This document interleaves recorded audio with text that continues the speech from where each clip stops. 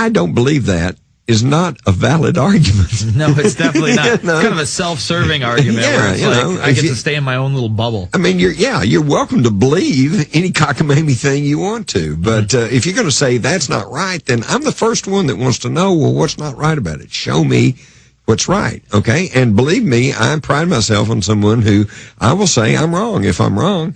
You know, if I said that this is what the National Security Advisor said, and then they come back and say, no, he did not say that, okay, then, and prove it to me, well, I'll be the first one to go, okay, folks, I'm sorry I was wrong about that, but I've never had to say that. Which is a very impressive thing. Because I check my facts. All right, let's see if we got these guys. They're telling me they're there. All right, let's go to Zach first. Zach, are you there? All right, I guess, I don't know. I am saying that they were there. I guess we might be cut off somehow. I don't know. Whatever. We'll talk about something else for a minute. Now, Crossfire. That was used in the JFK film. Right. That was one of the two books. Yeah, and I mean that's just totally impressive towards me because I had seen some of the Oliver Stone stuff, but not till JFK was I really like, wow, this guy's an amazing filmmaker, and it really, I think it opened the door for the History Channel was kind of in its infancy. And it had The Men Who Killed Kennedy on after that, and that was really an eye opener. I mean, I think what is that, a 6-part, 2-hour series? So it's like 12 hours long. And then I think they even ended up doing an addendum to that later on, right? Yeah. I'm into all this stuff. So it's just, how does that work? How does someone contact you? I mean, you obviously, I saw you put that book out in '89, and it was '92 that it actually hit the New York Times bestseller list. Right. So obviously, this is kind of an underground book. Well, I was just kind of in the right place at the right time.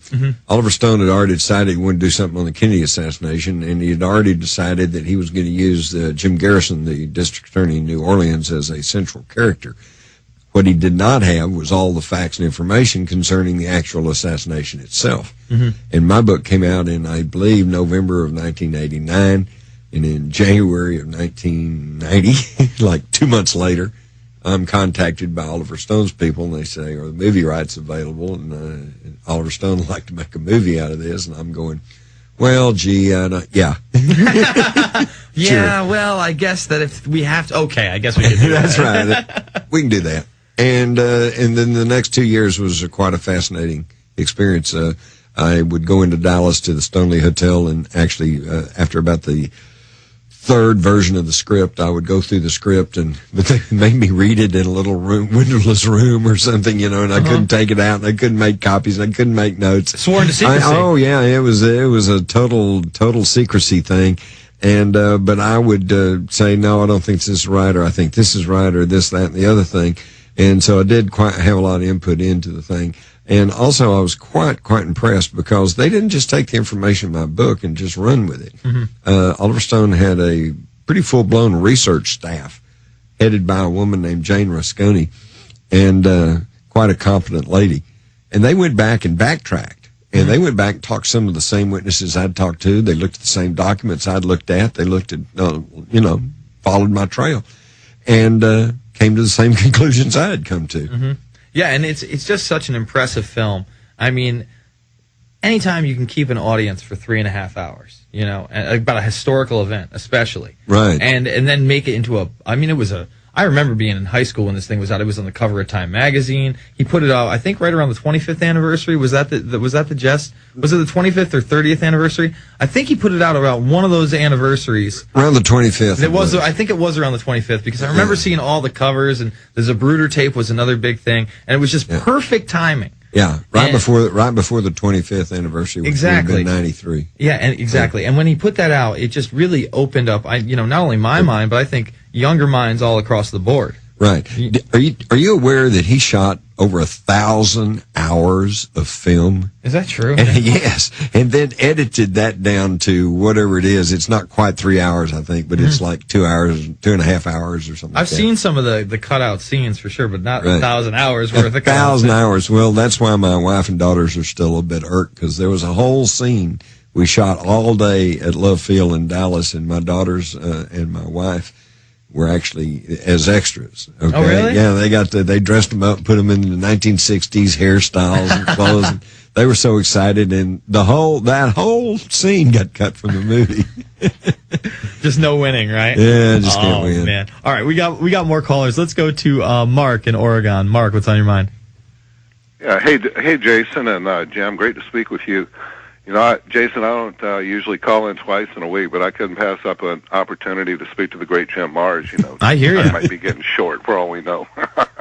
He looks great. He's going to be around another 25, 30 years easy. Another 45, 50.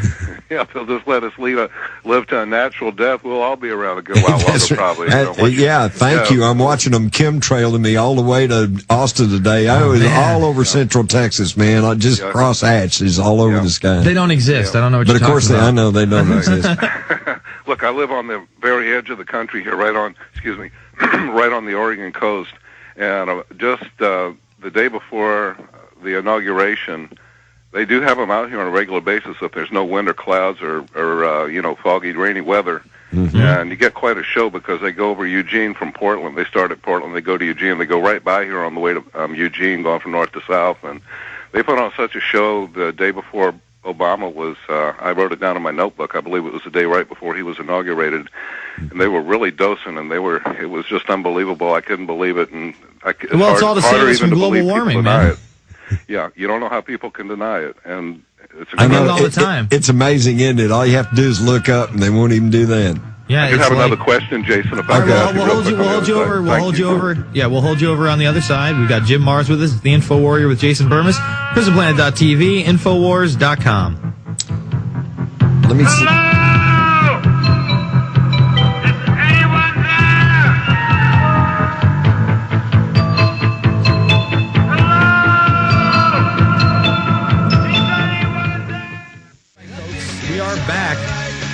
With Jim Mars. The Fourth Reich is the latest book. We got one coming up hopefully soon. He's telling us it's going to take a little bit of time, but that one goes into paperback, and of course, Rule by Secrecy and Crossfire and others. I mean, Above Top Secret. Above Top Secret. How can I forget Above Top Secret? 20 of the top conspiracies right there, just each one encapsulated in one chapter. You can read it, overnight. And I've always wanted to pick your brain about the Majesty 12 documents too. I've read those, and those are like, that's like George Norrie stuff. We could talk about it forever, but those are just crazy documents. Well, that's why you have to read The Rise of the Fourth Reich. I need to. What you're going to find out I'm taking it home tonight. Before it was Majestic 12, it was Magic 12. Yes, I've seen MAJIC, okay? Mm-hmm. The Nazis had a occult psychic program under the general heading of Magic, MAJIK. Mm-hmm. So I'm wondering, did we brought their rocket scientists and their mind control experts? Did we bring their psychics over here too? As part of Paperclip, it's definitely plausible. Sure. Definitely plausible. All right, let's take that second question from Mark. Go ahead, Mark. Yeah, Jim, I know that you've compiled a vast amount of knowledge, over a good number of years. I follow Bob Chapman and Gerald Celente these days as far as, good, accurate forecasting. They don't always agree. In one area they don't agree, as I remember it is, the area of when, it's a matter of if or when, however you want to say it in polite company, but according to them, it's a matter of when they forecast there will actually be food riots / riots in the streets of America due to the economic deprivation that will increase as we go along here as people lose their jobs at the rate of, as it is now, 600,000 per month. Right. Gerald Celente looks at this summer. Bob Chapman looks at a year to 2 years down the line.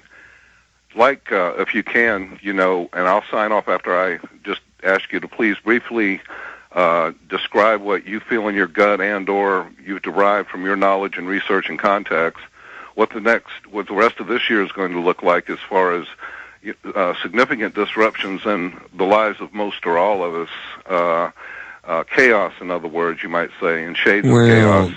I sure would hate for it to go to chaos, but I really don't. I don't see it getting any better anytime soon.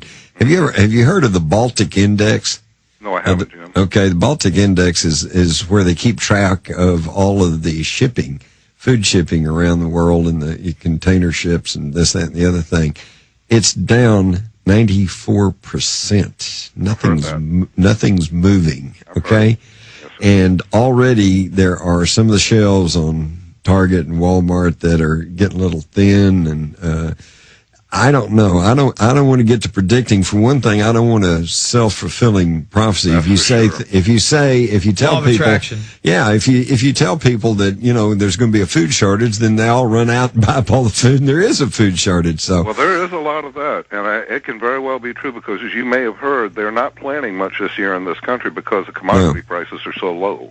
That's right, and that's why I'm so upset with this food safety modernization bill that basically is going to make it illegal to grow your own food. I mean, what the heck is with that? That's the worst time in the world to tell us we can't grow food. Trying to demonize people, saying that they're the problem. You're not going to be able to go through our pasteurization process, therefore your meat's going to be unsafe and your cheese and milk is going to be unsafe. Meanwhile, the bird flu vaccination has 2 types of bird flu in it and a type of flu virus. I mean, that's another thing. I'm glad you all Thanks are for the call, onto by that. the way, Mark. We're going to go to some other calls in a minute. Go ahead. No, just to put a capper on the comments to Mark. I don't want to be too gloom and doom, but it doesn't look good. I think we're going to be very fortunate if the U.S. dollar holds up till the end of the year.